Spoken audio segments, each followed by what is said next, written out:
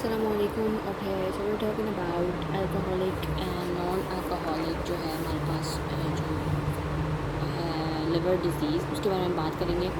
Basically वो ये कह रहे हैं कि जो अल्कोहल होता है वो अगर हम यहाँ पे देखें, I don't know it's visible और नॉट समवेयर हियर, या यहाँ पे उन्होंने बात की है कि यहाँ पे जो अल्कोहल है और नॉन अल्कोहलिक देयर फीचर्स और their findings in the liver microscopically या macroscopically it is very similar, क्योंकि फैटी चेंजेस आ रहे हैं तो उससे एक ही किस्म की जो है वो पैटर्न में चेंजेस आएंगे और एक ही किस्म की जो है मॉर्फोलॉजी होगी। बट इन केस के its causes are definitely different. Alcohol से वो हो रहा है due to excessive alcohol consumption, वो हो रहा है, और दूसरा जो है वो नॉन अल्कोहलिक है due to any other cause, ठीक है, जिसमें सिरोसिस हो रहा है या फिर फैटी चेंजेस आ रहे हैं, ठीक है। अब इन्होंने पहले जो है हमारे पास अगर बात करें तो हम मॉर्फोलॉजी इन्होंने पहले दे दिया है, because that's like a common morphology में इन्होंने कहा है कि ये कह रहे हैं कि जो फैटी लिवर डिजीज़ है कोई भी हो, अल्कोहलिक नॉन अल्कोहलिक, ठीक है, इसमें जो है वो तीन मेन हमने चीज़ें याद रखनी है: स्टेटोसिस, स्टेटोहेपेटाइटिस और स्टेटोफाइब्रोसिस या फिर सिरोसिस कह रहे हैं आप सिंपली, ठीक है। तो इसमें जो है वो तीन चीज़ें हमें याद रखनी है। पहले इन्होंने हेपेटोसेलुलर स्टेटोसिस की बात की है, जिसमें बेसिकली वो कह रहे हैं कि फ़ैट एक्यूमुलेशन हो जाएगी। कहाँ पे होगी, शुरू कहाँ से होगी, जो सेंट्रल वेन के अराउंड जो जोन 1 है ना, उसको हम कहते हैं सेंट्रोलोब्यूलर रीजन, उसमें ये शुरू होगी, फैट एक्यूमुलेट होता जाएगा, ठीक है। लिपिड ड्रॉपलेट्स होंगे डिफरेंट टाइप्स के, माइक्रो वेजिकुलर भी होंगे, स्मॉल और लार्ज भी होंगे, मैक्रो वेजिकुलर, ठीक है।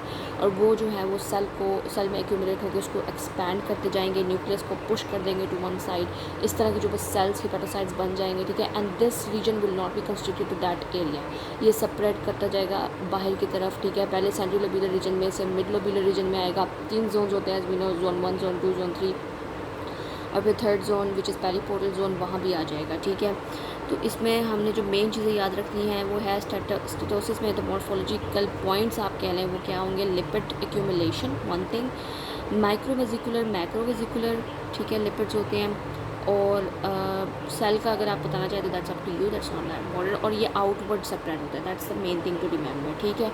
अब ये तो खैर इसका है, तो अब वो कह रहे हैं कि इसकी ग्रोसली या मैक्रोस्कोपिकली इसकी क्या व्यू होगी, लिवर कैसा नज़र आएगा: सॉफ्ट, ग्रीजी, येलो, और डेफिनेटली उसमें फैट एक्यूमुलेट हो गया तो वो भारी भी हो जाएगा, 4 to 6 हो जाएगा उसका वेट किलोग्राम्स में, तो लार्ज, सॉफ्ट, येलो और ग्रीजी हो जाएगा, ठीक है। इसमें मैक्रोस्कोपिकली ये आ गई। स्टेटोहेपेटाइटिस में जो है वो इन्होंने हमें पास तीन मेन चीज़ें इन्होंने दी हुई हैं। हेपेटाइटिस में भी आपको ये चीज़ें पढ़ने को मिलती हैं, except these bodies which is not found in hepatitis. This is a very very very important characteristic in steatohepatitis which is caused by the fatty liver disease, ठीक है। इसमें तीन चीज़ें हमने क्या याद रखनी है। स्टेटोहेपेटाइटिस की बात होगी तो ये कह रहे हैं कि पहले तो कह रहे हैं कि जो अल्कोहलिक लिवर डिजीज़ है उसमें ये ज़्यादा प्रोनाउंस्ड आता है, ठीक है। और इसमें तीन चीज़ें हमने क्या याद रखनी है: पैरासाइट, बलूनिंग। अब क्या होता है कि स्वेलिंग और नेक्रोसिस हो जाएगा सेल्स का, स्वेल्ड अप सेल्स हो जाएंगे, यहाँ पे इन्हें दिखाए भी हुए हैं, ठीक है। ये वाले सेल्स बैलून की तरह आपको ये वाइटिश से सेल्स नज़र आ रहे हैं, ठीक है, दैट इज़ हेपेटोसाइट बलूनिंग, ठीक है। और यही वही है कि it is prominent in centrilobular regions. दूसरा हमारे पास है Mallory Denk bodies. If you remember the anatomy के पहले centrilobular regions is more supplied with blood और is more receiving blood then the other zones, तो उसकी वजह से भी इसका इफेक्ट है कि centrilobular region is much more affected. दूसरी बात, Mallory Denk bodies is a very important bodies. इसमें क्या होता है कि जो साइटोस्केलेटन होता है ना हमारा, साइटोकेराटिन कह लें या साइटोस्केलेटन कह लें, जो साइटोप्लाज्म में पड़ा होता है, ठीक है। जो साइटोकेराटिन है ना, उसका केराटिन के उन्होंने टाइप्स भी दे दिए, कौन सा जो है वो केराटिन है, केराटिन 8 और 18। 8 और 18 का जो है ना उसका प्रोटियोलाइसिस होगा, उसका ब्रेक डाउन होगा, जिसकी वजह से साइटोप्लाज्मिक इंक्लूजन्स बन जाएंगी, ठीक है। इंटरमीडिएट फिलामेंट्स में केराटिन 8 और 18 का यूबिक्विटिन लेबल जो है वो प्रोटियोलाइसिस होगा, जिसकी वजह से जो है वो इओसिनोफिलिक साइटोप्लाज्मिक इंक्लूजन्स बनेंगी और ये डीजनरेटिंग हेपेटोसाइट्स में हमें नज़र आएंगी। ये बॉडीज़ इओसिनोफिलिक मतलब पिंकिश से कलर से हमारी बॉडीज़ जो है वो नज़र आएंगी हमें, ठीक है। तो ये जो है ना एक बहुत इंपॉर्टेंट फाइंडिंग है, that this is like a very important question as well, Mallory Denk bodies. Thirdly, in neutrophilic infiltration, definitely whenever you see hepatitis, you have to put in the infiltration of the mononuclear cells of the neutrophils. neutrophilic infiltration होगी, ठीक है। इसके बाद स्टेटोफाइब्रोसिस पे आ जाएं, ठीक है। Fibrosis से अब क्या हो रहा है कि fibrosis, when you talk about fibrosis you talk about scarring. अब फाइब्रोसिस का थोड़ा सा मैकेनिज्म याद रखना है कि हमारे पास जो है वो कोड्स होते हैं। We have hexagonal shape. अगर मैं आपको रफ पेज पे अगर मैं आपको बताती हूँ, this is the hexagonal shaped one lobule, ठीक है। ये एक लोब्यूल है, यहाँ सेंट्रल वेन पड़ी है, ठीक है। यहाँ 4 to 5 you can say we have porta triads और porta hepatis whatever is that called, ठीक है। यहाँ पे कोड्स रन कर रही हैं। For example this is one cord, this is second cord, ठीक है। इसके बीच में हमारे पास साइनोसाइड्स होते हैं, ठीक है। अब इम्पोर्टेंट बात इसमें यह है सिरोसिस में याद रखने वाली कि यहाँ जो स्पेस है, यहाँ पे एक कॉर्ड और साइनोसाइड के बीच में एक स्पेस होती है, स्पेस ऑफ डिस्से, ठीक है। जो स्पेस ऑफ डिस्से है ना, इसमें एक सेल होता है ईटो सेल्स या स्टेलेट सेल्स। ये स्टेलेट सेल्स आर वैसे तो उनका फंक्शन इतना नॉर्मली इतना इम्पोर्टेंट नहीं होता, बट व्हेन इन सिरोसिस इनका फाइब्रोसिस में बहुत बड़ा हाथ होता है। वो कैसे कि ये जो है फाइब्रोब्लास्ट में कन्वर्ट हो जाते हैं और ये सिक्रीट करने लग जाते हैं मतलब फाइब्रिन और इस तरह की चीज़ें that causes the fibrous bands to occur, ठीक है। फाइब्रस बैंड्स बनने लग जाते हैं, फाइब्रोसिस होने लग जाता है लिवर का। तो नहीं, यहाँ पे ये थोड़ी सी बात इस तरह ही की है कि स्कारिंग होती है, ठीक है।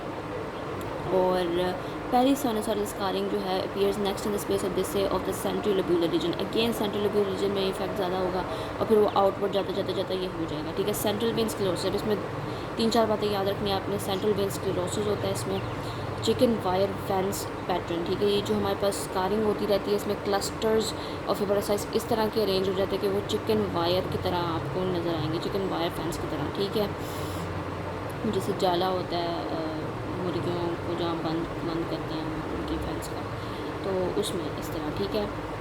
जो सेंट्रल पोर्टल फाइब्रस सेप्टा हो जाता है। अब ये बाहर से स्प्रेड होने लग जाएगा तो ये फाइब्रस सेप्टा जो है ना वो बनने लग जाएंगे पोर्टल रीजन पे, पेरीपोर्टल रीजन पे।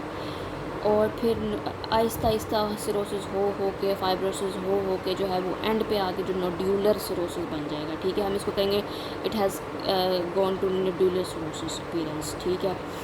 फिर वो कहते हैं कि बाकी उसी की बात की हुई कि न्यू पेरिसाइनोसाइडल स्कारिंग की वजह से वो हम उसको कह देंगे क्लासिक माइक्रोनोड्यूलर या फिर लेनिक सिरोसिस। ये नाम याद रखने की बहुत ज़रूरत है, just the names and resemblance is given, ठीक है।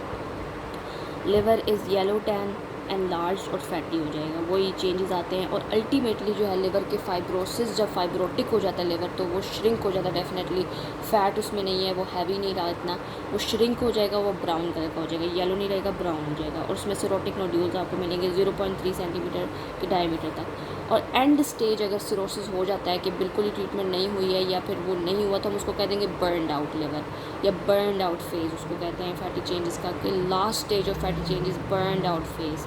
इसमें हमारे पास क्या इसको नाम देते हैं, क्रिप्टोजेनिक सिरोसिस भी कह सकते हैं, burned out non alcoholic fatty liver disease, burned out, ठीक है। एंड पे आपने क्या याद रखना है, बर्नड आउट। क्या क्या चीज़ें याद रखेंगे आप स्टेटोफाइब्रोसिस में, मैंने आपको बताई हैं, जैसे सेंट्रल वेन स्क्लेरोसिस, ठीक है। सेंट्रल लोब्यूलर रीजन में स्कारिंग हुई, सेंट्रल वेन स्क्लेरोसिस हो रहा है, चिकन वायर फैंस पैटर्न आ रहा है हेपेटोसाइट्स का, सेंट्रल वेन फाइब्रोसिस सेप्टा बन रहे हैं when it goes to the porta triads, ठीक है। और माइक्रोनोड्यूलर, क्लासिक माइक्रोनोड्यूलर या लेनिक सिरोसिस आता है, ठीक है, जब नोड्यूल्स बन जाते हैं। और एंड में ग्रोसली जो है वो फैटी जो लिवर है वो ब्राउन और श्रंकन हो जाता है। और एंड स्टेज सिरोसिस हमारे पास क्रिप्टोजेनिक सिरोसिस या फिर बर्नड आउट फेज आता है, ठीक है। ये हमारे पास मॉर्फोलॉजी थी that I wanted to explain briefly, और इसमें बस यही चीज़ें याद रखनी है।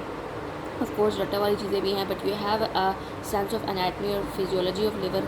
तो आपका जो एनाटमी बहुत इंपॉर्टेंट है इसमें, कि कैसे लिवर अरेंज है, उसके सेल्स कैसे हैं, कौन से सेल्स पड़े हैं और किस तरह अरेंजमेंट है और कहाँ से कहाँ सिरोसिस जा रहा है, you need to remember all of that accordingly, ठीक है।